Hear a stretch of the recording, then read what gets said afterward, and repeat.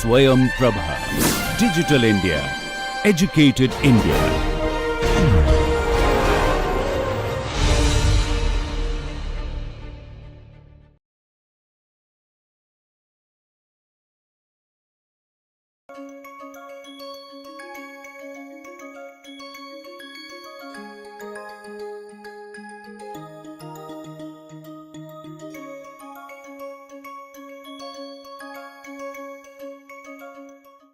Now, we will look at the talent management process a little more closely.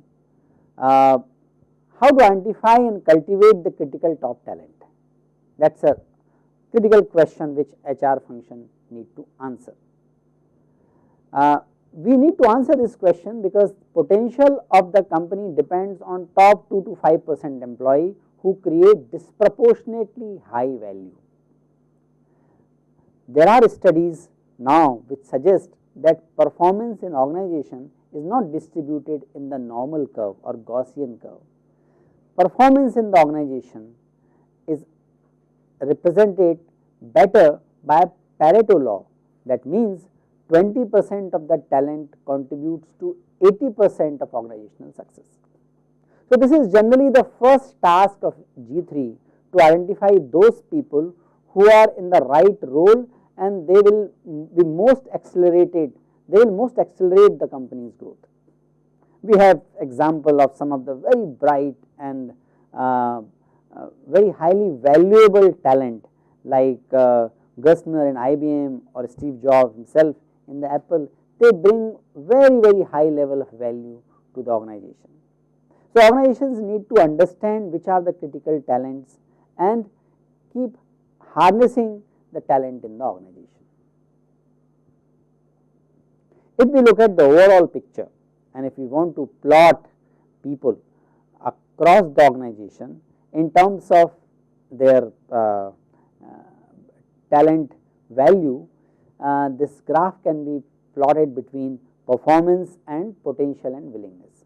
So, using this framework we can categorize the talent. First category of the talent is which is high in terms of performance and slightly lower on or in the middle range of the potential and willingness.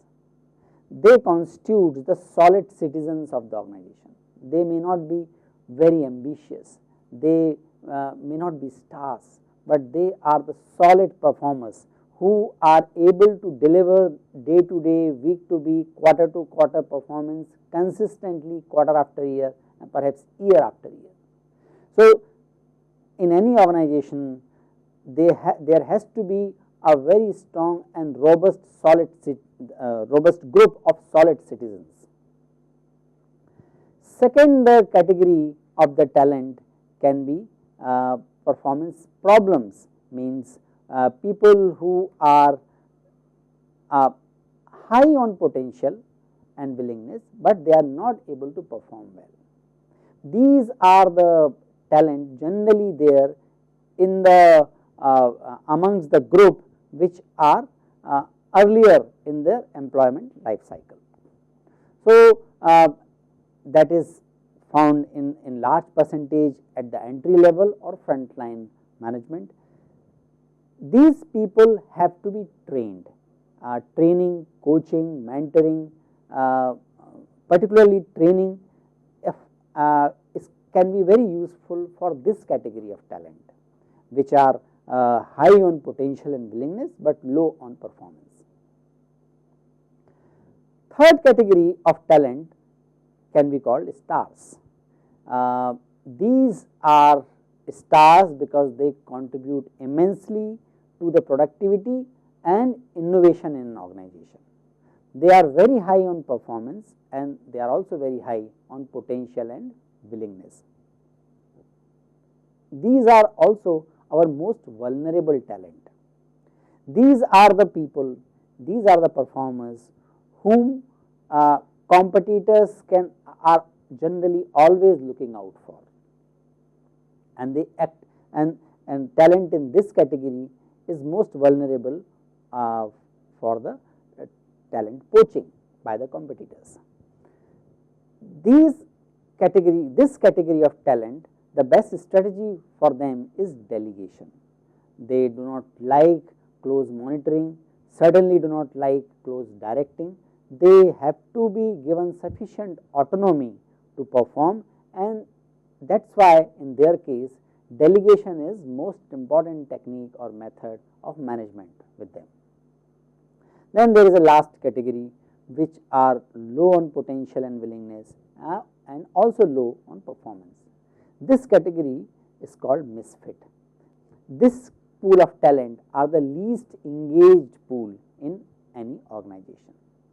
We need to recognize that these are not worthless human beings. Only thing is they may not fit in their current role, and that is why they are neither willing to perform nor they exert effort to show their performance.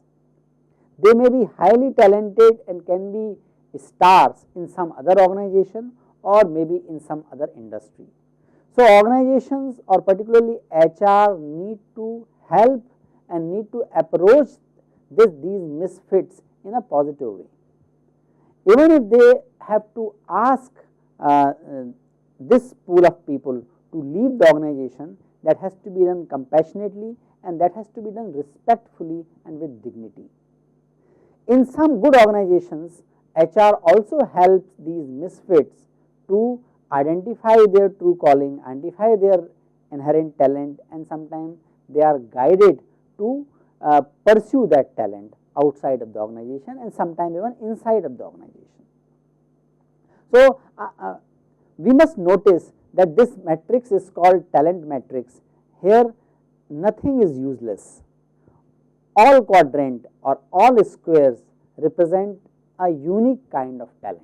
Misfits have to be directed and they deserve more monitoring, whereas people who are high at the middle range of the performance and the middle to high range of the potential and willingness, they are the people most motivated by the incentives. So, we can see delegation, incentive, directing and monitoring, training and development may not work in all kinds of talents or all the human resources. Intelligent human resource department need to identify the category of the talent and accordingly they need to intervene. The good organizations are those which have systems and processes in the form of training and development, performance management and compensation management system, so that they can deal with the different categories of the talent differently. Similarly, training and development do not work and is not very useful for all the categories of the employees. Training and development works best for the people who are at the middle range of the potential and willingness and performance. So, we need to understand, so you can see that talent management metrics can be very helpful to track the talent and manage the different kind of talent according to its requirement by the HR function, and HR function can use this talent matrix to share their policies to the top management. Now, we will talk about some of the tips to identify the top talents. How do we identify the top talents? Top talent employees or the most valuable employees may not be having the fanciest of title. So, HR need to work more closely and more minutely to understand and to identify the critical top. HR has to work more meticulously to identify the top talent in organization. Now, how do we identify top talent? We can identify by looking at the who are the key actors in the social network of the company, most popular people. Who are the veterans in the organization whom newcomers turn to for advice to steer a cross-functional project? Who is the savvy analyst who provides valuable insights into diverse set of data? Who is programming expert who is remarkably fast? Someone who is great at clinching a deal.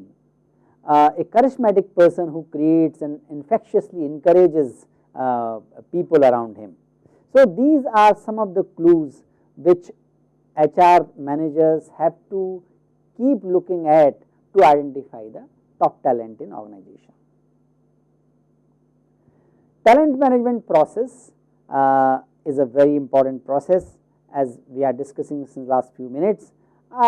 Some examples will be worth quoting over here. Different organization actually can tweak the talent management according to the strategy and culture of their organization. So, for example, Piramal Group emphasize a lot, they value the value centric talent management approaches. They have identified some set of values, and these are very important for the organizational members to imbibe and live by in the Piramal Group. Similarly, Unilever also emphasize on the value centric talent management approach. Value centric multifaceted talent management approach is adopted by Tata Group. Tata Administrative Services has a very robust talent development program, wherein more than a year the management trainees are trained in different functions and different contexts. Strategic focused talent management approach is the example of the Mahindra AFS. So, this talent council is headed by the CEO, and many senior executives sit in the talent council. They have an interesting process called shadow boards program, wherein young talented employees are given opportunity to work with very senior people, sometimes even the board members, to get the big picture about the organization, and also it helps the senior managers to understand the perspective of the younger employees. There is a comprehensive study conducted by Deloitte Consulting, which included 269 Indian organizations with more than 100 employees. They found organizations in India's highly competitive labor market focused on leadership, diversity and responsive dialogue with employees are the most likely to perform well on business and talent outcome.